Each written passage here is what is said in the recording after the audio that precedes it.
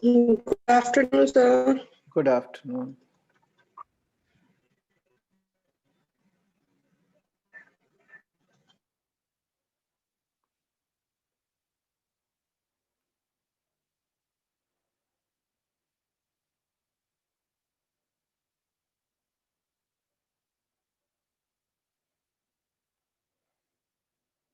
We'll wait for a minute and let others also join.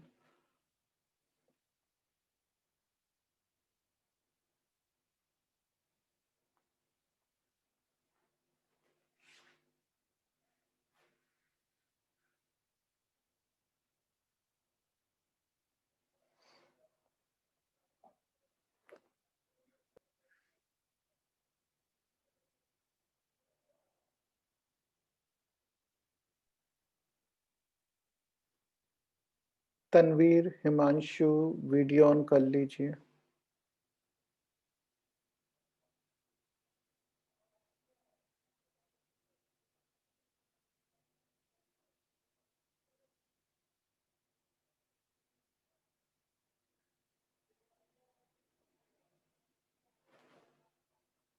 Okay, so I think we will start. तो आज हम we will do the magnetic effects of electric current chapter. ठीक है?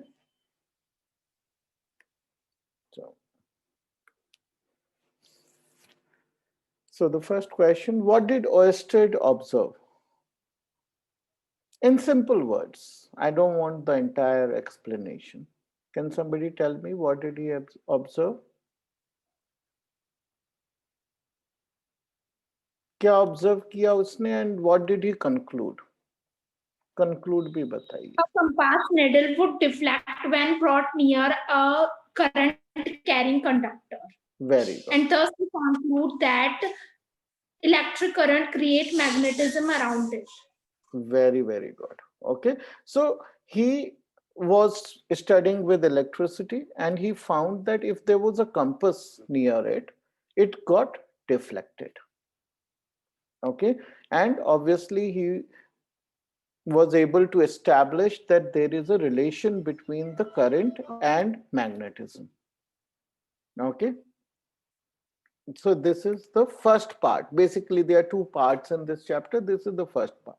So what do we mean by north pole of a magnet? When a bar magnet is suspended freely, the pole of that magnet that point towards the north direction is known as the north pole of that magnet. Yes. Okay, when a magnet is freely suspended, okay, it aligns itself automatically in the north-south direction. The pole of the magnet or the side of the magnet that faces the geographic north is known as the north pole.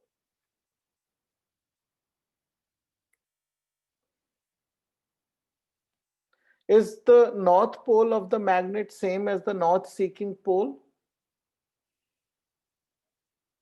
See, there are two terms used in the book, north pole and north-seeking pole. So are they same? Exactly the same? What are they?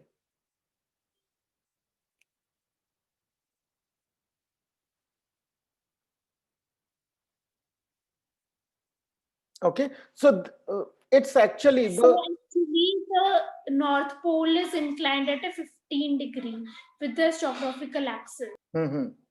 Yes, but nevertheless, which is true, what we are saying is true, there is an angle of declination, but that is not what makes a difference, right? So north-seeking pole and the north pole mean exactly the same thing. Okay, so north pole of a magnet is just a short form of saying north-seeking pole. Okay, so the why the word north-seeking pole is used is it is the pole which points towards the geographic north. Okay, obviously at a 15-degree angle. Okay, but that is okay. Still, it is in the direction of the north. So both of these terms mean exactly the same. So don't get confused if one term is interchanged with another.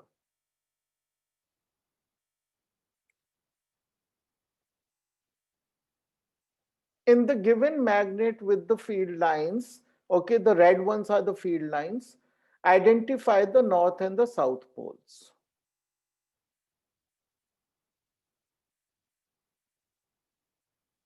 Towards the left is the north pole and towards the right is the south pole, because always the magnetic field lines originate from the north pole and goes into the south pole. Very good. So एक थोड़ा सा difference करिए language में, originate की जगह बोलिए exits or come out. Okay, so the field lines exit the magnet from the north pole, okay, exit, and they re-enter, okay, and enter from the south. ठीक है, तो ओरिजिनेट वर्ड हम क्यों नहीं यूज करेंगे, क्योंकि फील्ड लाइंस कहीं से ओरिजिनेट नहीं होती. जो मैग्नेटिक फील्ड लाइंस हैं वो सर्कुलर हैं, एक्चुअली वो क्लोज्ड लूप है, मैग्नेट के अंदर भी वो एग्जिस्ट करती हैं. ठीक है, सो दे स्टार्ट की जगह हम बोलेंगे they exit the magnet from the north pole and they enter from the south pole. लेकिन कहीं कहीं मैंने देखा है बुक्स में भी ओरिजिनेट वर्ड लिखा होता है. इट्स नॉट एंटायरली रॉन्ग, लेकिन अपनी अंडरस्टैंडिंग के लिए they exit and enter. Okay, perfect, very good. Determine the north of the compass needle, assuming the bar magnet is a strong magnet. Okay, so this is a pretty bad drawing, but you know what I mean. Okay, so there is a compass here, there is a bar magnet lying here, and this is how the compass needle is aligned. So which, the red or the green, which one is the north?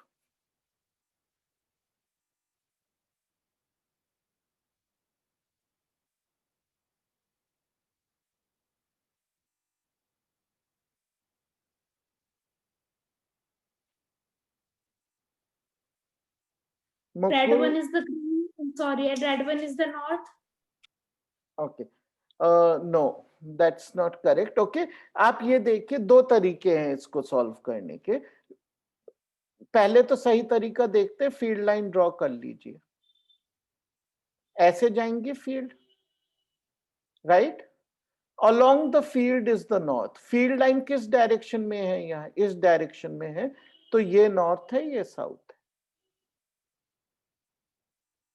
Okay, दूसरा आप इस तरह से सोच सकते हैं, कोई भी मैग्नेट होगा उसका साउथ पोल इसके नॉर्थ के पास होगा, इसका नॉर्थ इसके साउथ के पास होगा, राइट. अगर हम छोटी क्लासेस का नॉलेज यूज करेंगे तो फील्ड लाइंस हमें नहीं पता थी, तब हम ऐसे भी इसको सॉल्व कर सकते हैं बेसिक नॉलेज से. लेकिन जो बिल्कुल करेक्ट है, जिससे आप सारे प्रॉब्लम सॉल्व कर सकते हैं, वो ये है कि फील्ड लाइन ड्रॉ करिए और compass needle will be aligned to the field line. क्या दबा रही? ठीक है, और why did I use the term assume that the bar magnet is a strong magnet? अगर वो वीक होता तो क्या फर्क पड़ जाता?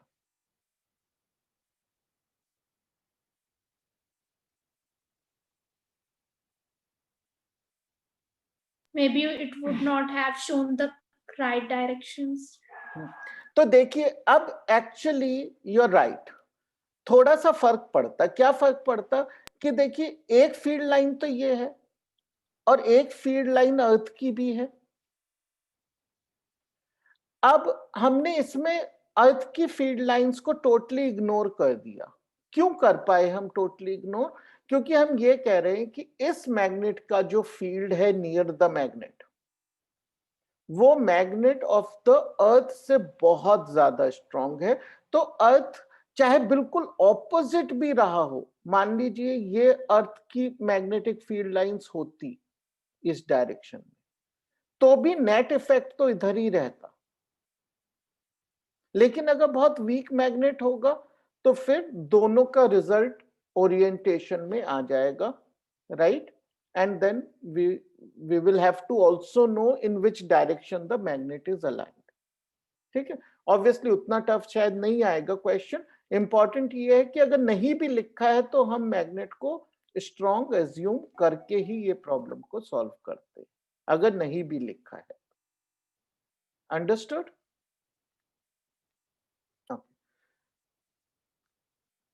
सो नाउ वी हैव टू, ये कंपास है, this is the compass. Okay, now we have to draw the compass needle, approximately, of course.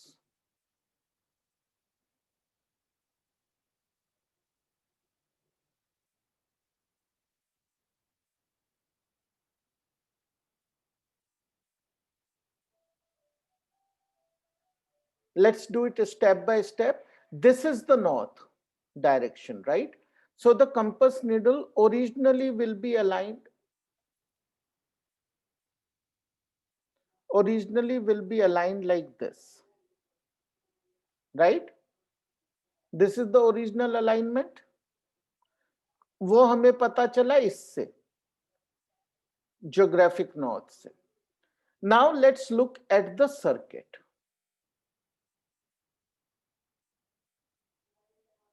Right?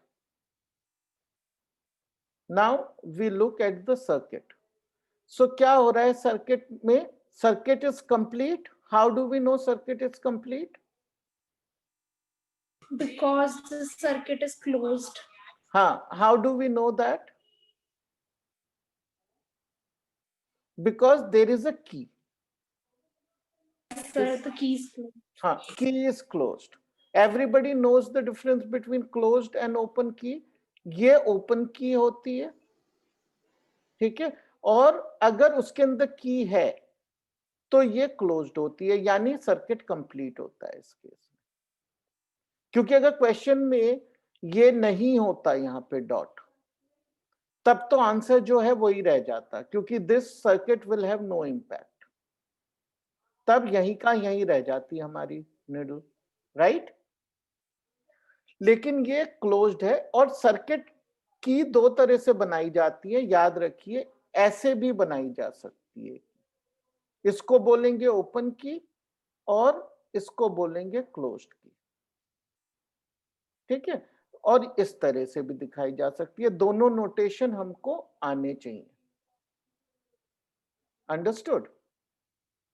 तो अब हमारा ये जो है सर्किट कंप्लीट है। इसमें करंट किस डायरेक्शन में फ्लो होगा, क्लॉकवाइज, एंटी क्लॉकवाइज?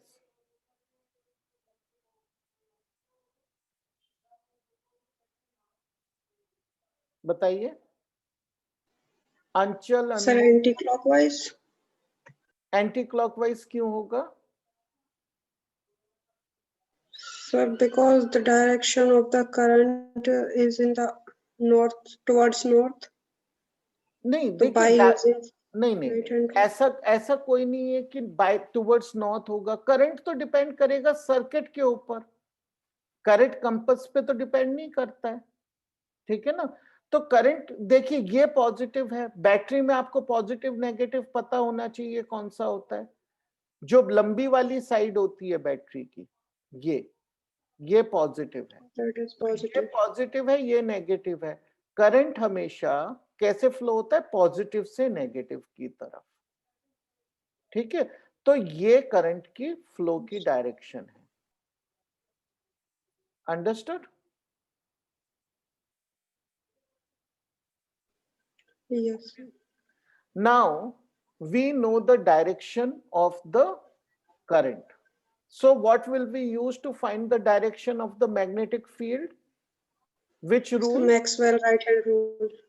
हाँ, the Maxwell right hand rule भी बोलते हैं, right hand thumb rule. हाँ, ठीक है ना, right hand screw rule भी बोलते हैं उसको, ठीक है?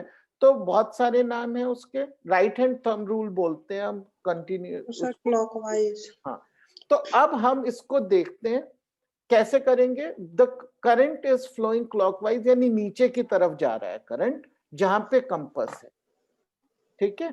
In this arm the current is going downwards. तो हम अपने थंब को, राइट हैंड के थंब को नीचे रखेंगे, try and doing it, okay, and we will curl our fingers, right? तो हमारी फीड लाइंस कैसे जा रही हैं? फील्ड लाइन कैसे जाएंगी Sir, हमारी? clockwise. अगर हम ऊपर से देखेंगे तो क्लॉकवाइज, राइट? ऊपर से देख रहे हैं तो क्लॉकवाइज। ओके, तो हमारी फील्ड लाइन ऊपर से जा रही है और अंदर ऐसे जा रही है। This is how our field lines are going,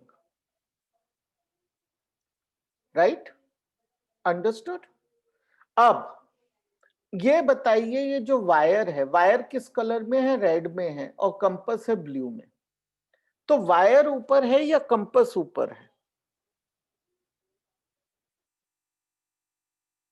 compass. देखिए कौन किसे कट कर रहा है। रेड वायर, रेड लाइन कहीं पे भी कट नहीं हुई है, राइट? तो रेड लाइन ऊपर से जा रही है, तो कंपास के ऊपर से वायर जा रहा है। अंडरस्टूड? तो फील्ड लाइंस वायर के नीचे किस डायरेक्शन में है? इस डायरेक्शन में है, वायर के नीचे, टुवर्ड्स द राइट। तो कंपास नीडल को किधर ले जाएगी? उसके नॉर्थ को इस साइड ले जाएगी। तो जो हमारा फाइनल सॉल्यूशन है, let me draw it in some other colour. Okay, this is our final result. थोड़ा सा इस साइड डिफ्लेक्ट हो जाएगा। सो जो मैंने ब्लैक में बनाया है, this is our correct answer.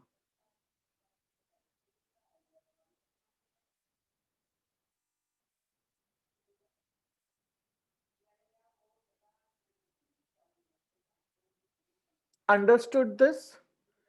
तो देखिए, देखने में बहुत इजी क्वेश्चन है, लेकिन कितने सारे कॉन्सेप्ट्स यूज होते हैं इसमें।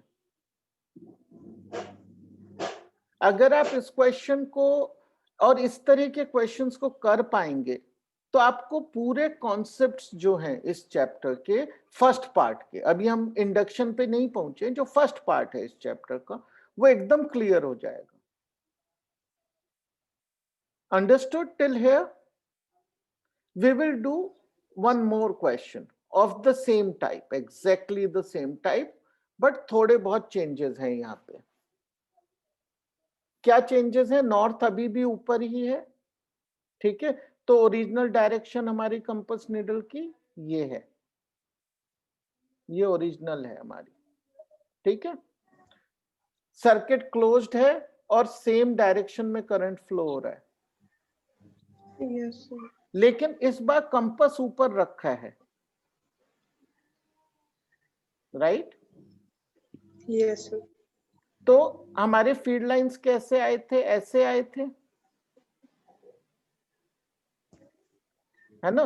तो ऊपर की तरफ फील्ड लाइन क्या है? इस डायरेक्शन में है, राइट? तो हमारी कंपास नीडल इधर डिविएट हो जाएगी। तो इसका आंसर ये है, ठीक है ना? पहले वाले का इधर आया और इधर वाले का इधर आया। केवल फर्क क्या पड़ा है कि एक बार सब कुछ सेटअप सेम है। कंपास नीडल, कंपास को नीचे रखा वायर के, एक बार कंपास को ऊपर रखा वायर के, और उसके डिफ्लेक्शन ऑपोजिट हो गए। Understood this? Yes, sir. Okay, ठीक है। अब draw magnetic field lines with direction, ठीक है? फील्ड लाइंस भी बनाने और उसके डायरेक्शन भी बनाने। ओके, तो ये क्या है? ये इस पे बनाने हैं ऑब्वियसली। ये जो कागज बनाया है मैंने, ये कागज कैसे है? This is into the paper, right? This is vertical with respect to the paper we are on. Now we have to first see the circuit is closed. ये जरूर देखिए, circuit is closed, right? Now the circuit is closed, यानी current will flow like this. Yes, sir. तो यहाँ पे current ऐसे जा रहा है नीचे। Again right hand thumb rule use किया और सर्कुलर Sir, बनेगी, clockwise. है ना? सर्कुलर बनेगी ऐसे। अब कैसे जा रही है ये? ऊपर से देख रहे हैं हम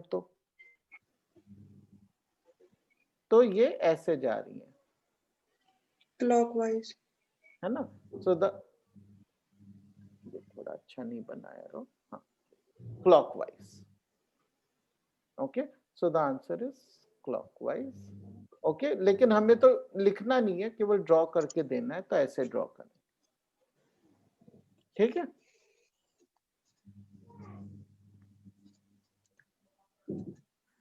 Now, what would happen if the current is increased? Same setup है, ठीक है। मान के चलते हैं ये हमने अपनी फीड लाइंस बना दी थी, ये हमारी फीड लाइंस। अब मैंने रियोस्टेट क्या किया, ये क्या है, रियोस्टेट है, इसकी रेजिस्टेंस कम कर दी, तो करंट बढ़ जाएगा। पहले मान लीजिए 1 एम्पियर जा रहा था, अब 2 एम्पियर जा रहा है। अब क्या होगा, you have to just explain it. क्या होगा, अनमोल, हिमांशु, शेखर, तनवीर, वंश, विशाल, बेटा सबके वीडियो ऑफ हैं, इतने सारे स्टूडेंट्स के। You have to keep it on at all times. ऐसा नहीं है कि केवल अटेंडेंस के समय ऑन करना है उसको। ऑन कर लीजिए। क्या होगा, करंट बढ़ाने से कोई फर्क पड़ेगा हमारी फीड लाइंस पे?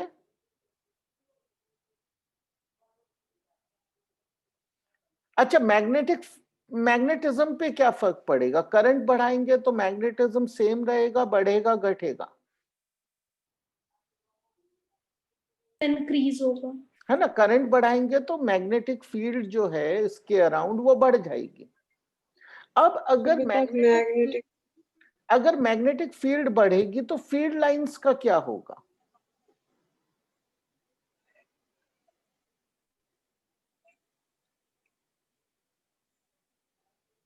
ओके, इन अदर वर्ड्स, इस क्वेश्चन को मैं रीफ्रेज कर देता हूं। What effect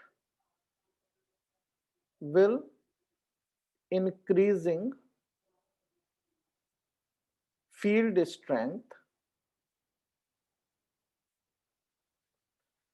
have on field lines?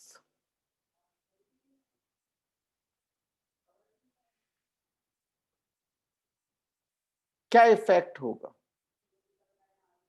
Field lines के ऊपर? डायरेक्शन सेम है, सब कुछ सेम है, क्या चीज बदलेगी?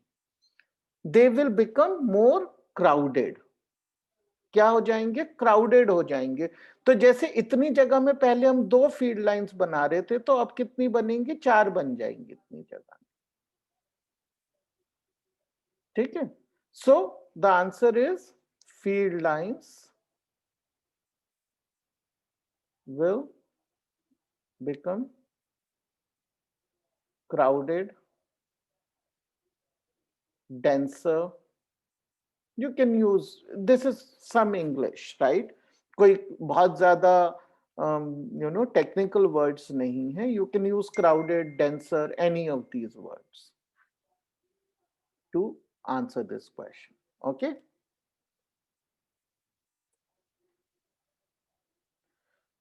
What would happen if the key is removed? circuit would be open and no current would flow. Yes, the current will not flow. I am asking only to the field lines. What will happen to the field lines? तो अब इसके ऊपर जो feed lines हैं वो कैसी हो जाएंगी?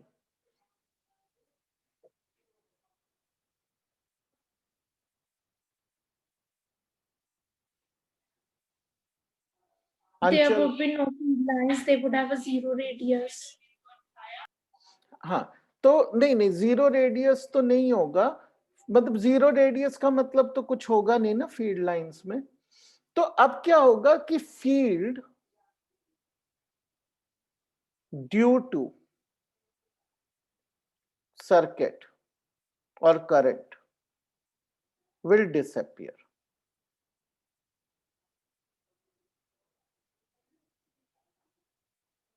ठीक है, So will this cardboard have no feed lines on it now?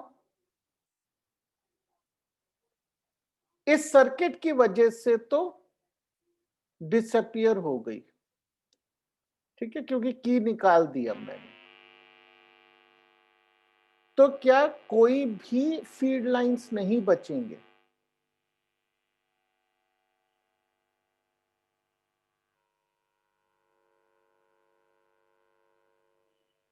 कौन से फीड लाइंस हमेशा होंगे चाहे सर्किट में करंट हो ना हो?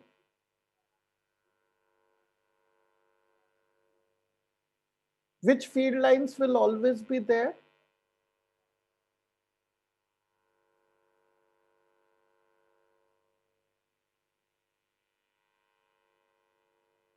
Earth's feed lines, right? अर्थ के फीड लाइंस तो रहेंगे ही ना। सो अर्थ के फीड लाइंस कैसे होते हैं? हॉरिजॉन्टल होते हैं और पैरेलल होते हैं। तो depending on where ever is the north, let's say the north is like this, okay, this is north, just assume, okay, then the feed lines will be like this,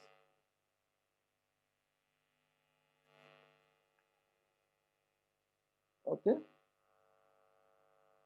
So अगर हम अर्थ के feed line consider करेंगे तो अब parallel feed lines बचेंगे, उसको consider नहीं करेंगे तो यू कुड से कि there will be no field lines, but the right answer is only the earth's field lines will remain which are parallel. They are not circular. Well, they are also slightly circular but with a very big radius. So to us they appear as parallel. Understood this part?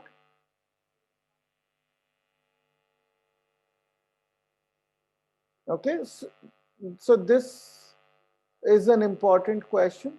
You should understand this. Draw the magnetic field lines through the following loop of current. ठीक है, अब हमने circular loop ले लिया है, तो feed lines कैसे दिखाई देंगे? ठीक है, सबसे पहले हमें क्या करना पड़ेगा? The circuit is closed, we know that the current is flowing. कैसे जा रहा है करंट? ऐसे जा रहा है, right, from the positive side. So it will enter like this and the current will flow like this.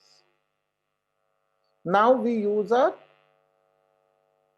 right hand thumb rule and we find that the feed lines are going like this.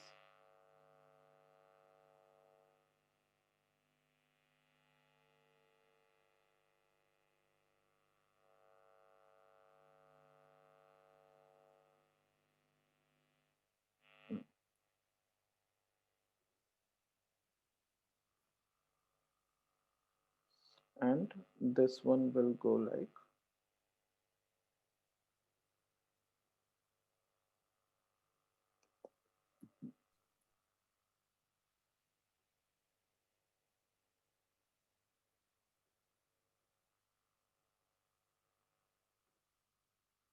yeah.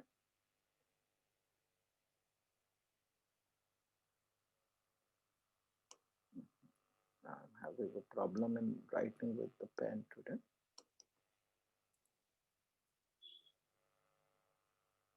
Okay,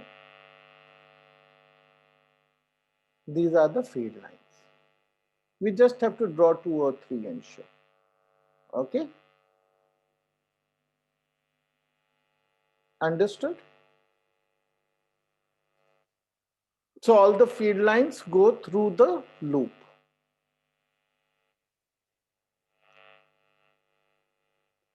In the solenoid, you have to identify the north and the south poles.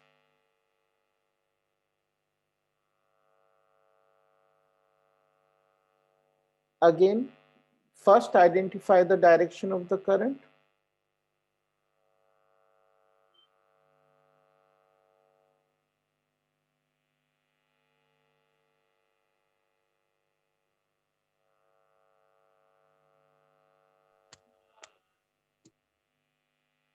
Now, how will you identify the north and the south pole?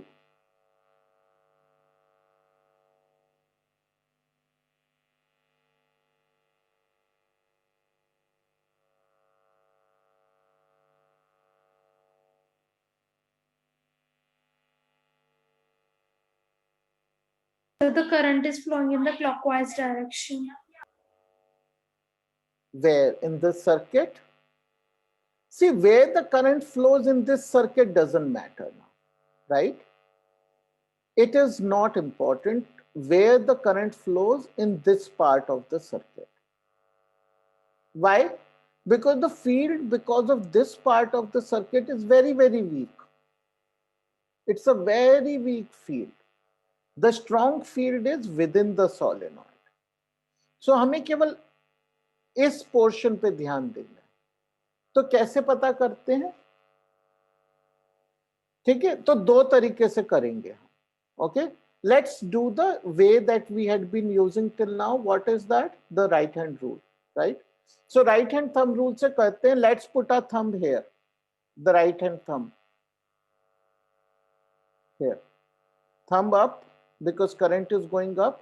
Curl your fingers, the fingers will point inside कि ऐसे field lines आ रही हैं, right? तो अगर ये एक bar magnet है जहां से फील्ड लाइंस बाहर आएंगी, वो कौन सी साइड होगी?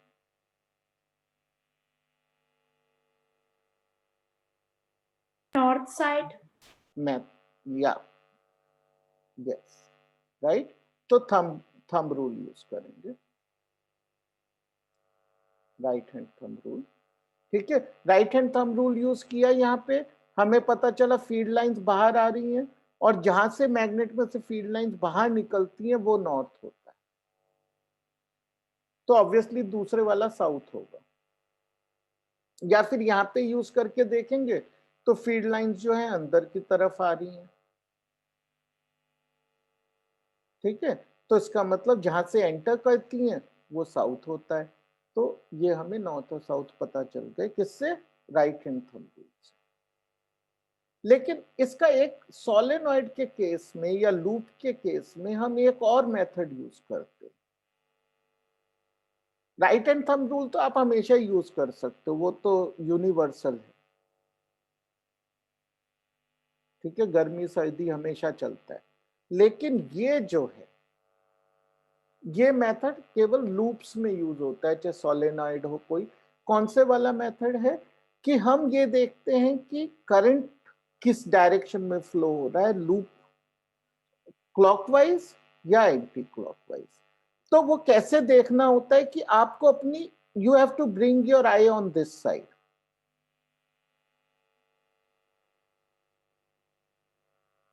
Put your eye on this side and then see into the solenoid. How is the current appearing to you from here? बताइए, ऐसे जा रहा है.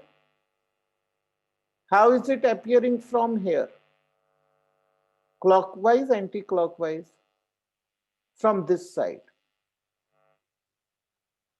Anti-clockwise दिख रहा है ना. आपको आंख यहां रख के देखना है. We can see the current is flowing anti-clockwise. ठीक है, तो anti-clockwise current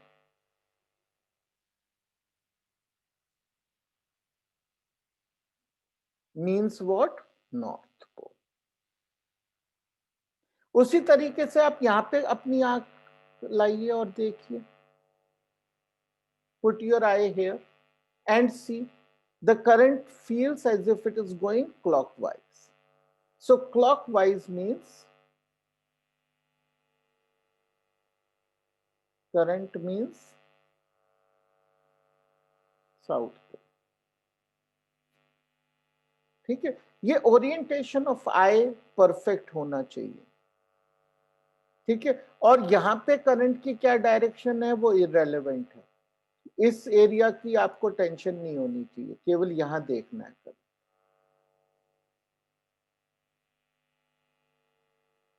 अब इसको याद रखने का एक तरीका याद रख लीजिए.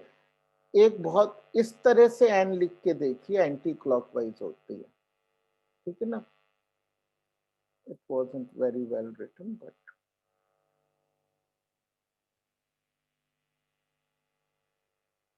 एन कैन, अगर आप एन के दोनों एंड पे एरो लगाते हैं एंटी क्लॉकवाइज हो जाते हैं, और अगर हम एस के दोनों एंड पे एरो लगाते हैं तो वो क्लॉकवाइज हो जाता है। So this is just a way to remember कि anti clockwise is north and clockwise is south. Okay, ये केवल एक याद रखने का तरीका है, कोई साइंस नहीं है इसका, ठीक है।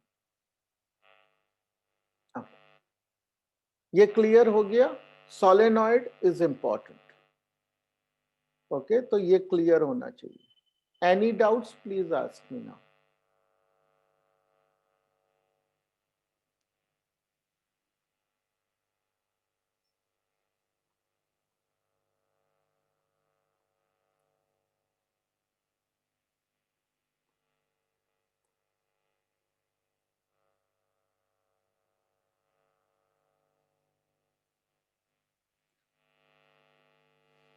How can the solenoid be used to magnetize a piece of iron?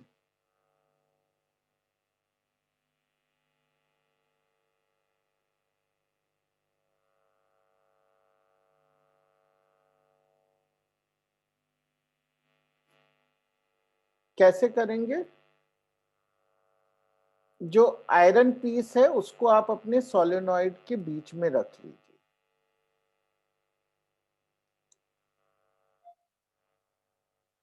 Place the iron piece inside the solenoid.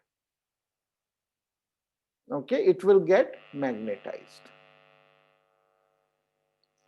Solenoid के अंदर रखने से मैग्नेटाइज होता है, बाहर रहने से अच्छे से मैग्नेटाइज नहीं होता है, ऐसा क्यों है?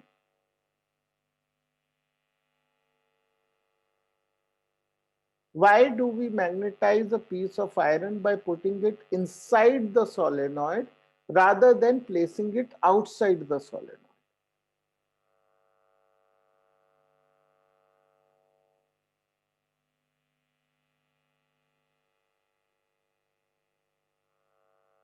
अर्शिता, अनमोल, वंश एंड विशाल, आप सबके वीडियो ऑफ हैं बेटा, वीडियो ऑन रखिए।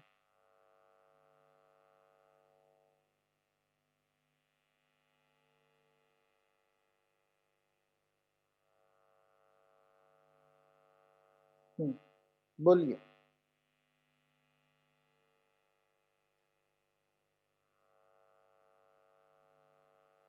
क्योंकि why field inside the solenoid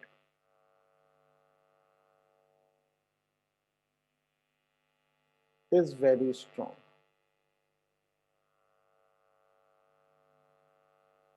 but outside is a weak field. ठीक है, तो बाहर रखेंगे तो ढंग से मैग्नेटाइज नहीं कर सकते हम किसी चीज को। Okay, so an iron piece has to be placed inside the solenoid to be able to effectively magnetize it. Okay, we are coming to the end of the class. We will continue with the chapter. There are more logical questions, the kind of questions you can get in exam, that we will do tomorrow. Okay, Thank you, sir. thank you, bye bye. Thank you, sir. Thank you, bye.